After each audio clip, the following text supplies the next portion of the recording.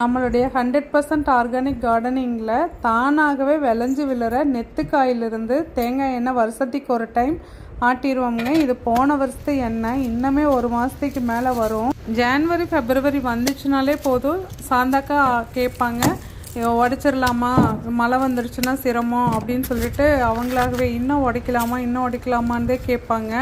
அந்த அளவுக்கு பயங்கர சப்போர்ட்டிவ். நாங்களும் ரொம்ப ரொம்ப லக்கு தானுங்க. அந்த உடச்சிருக்கிற தேங்காய் எல்லாத்தையும் வாசலில் கொண்டு வந்து இறக்கி அது மேல் நோக்கி வைக்கணும், வெயிலில் படுற மாதிரி.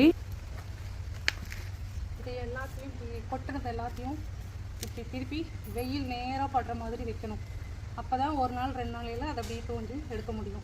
இது நல்லா விளைஞ்ச நெத்துக்காயிலிருந்து எடுக்கிற எண்ணெய்ங்கிறதுனால சாதாரண குளிருக்கெல்லாம் இது தெவஞ்சு போகாதுங்க. ஆனால் பச்சைக்காயிலிருந்து ஆட்டுற எண்ணெய் பார்த்திங்கன்னா ஈஸியாக தெவஞ்சிரும். இதை பற்றி வர வீடியோஸில் பார்க்கலாம்.